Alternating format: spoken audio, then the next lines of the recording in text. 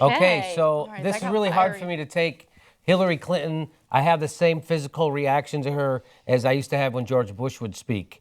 And that's not good for her, right? So that's what we've been saying. Yeah, well, it's not good for us sitting near you either. Things Right. got You're getting heated. So yes. again, you see why in a general election, why Bernie Sanders polls way ahead of Hillary Clinton at a time when people on both sides of the aisle are sick and tired of career politicians and people sounding like Washington insiders who are bought and paid for, which is what Hillary Clinton is, just by those speeches that she's given this year, over $600,000 this year from banks on Wall Street. You think she's going to go in and then stick it to them? No. So she's everything. She's like a Republican on that stage right now. And it's a good contrast between her and Hillary. The thing I don't understand is who the hell does Hillary think is watching this debate? Who is she think she's bullshitting? She thinks that no one's watching this debate, and she's probably accurate. Yeah, right? But unfortunately, someone she is watching, and Yes. so they would mean even the people who are left watching are the most interested Engaged. people. Yeah, no, it's the true. most engaged, the most who would know she's full of shit. Yes. Okay. So I think the strongest moment for Bernie, at least for me personally, I'm obviously biased, so there are some issues that I care about more than others.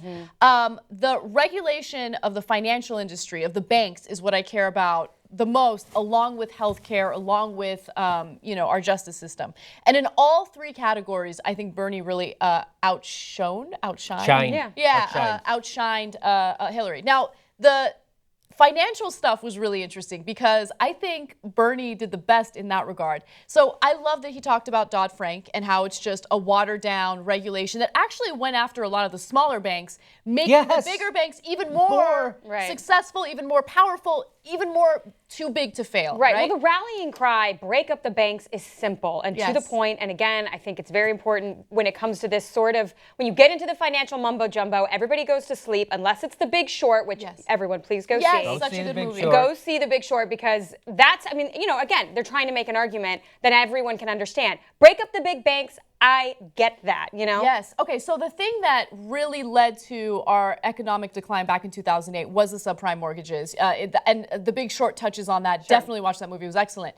Look, I know because I'm in the middle of trying to figure out when's the best time to buy a home, right? So I'm doing my research on this. And subprime mortgages are still being handed out by these big banks. I just read so that. guess what? they're I'm back in sitting it. back and I'm thinking to myself, I'm going to keep renting until this bubble bursts again, and then I'll be a cash buyer because I guarantee you the housing market will collapse again because there's no regulation preventing what happened in the past from happening again. It will happen again. I guarantee it. In fact, they say that housing prices are up to 2004 levels again. Oh, so it's out of control. Past Yeah, it is. 50% from 2010. They've gone up in places like Los Angeles, San Francisco, New York, Washington, D.C. I just read this article today. It's felt crazy.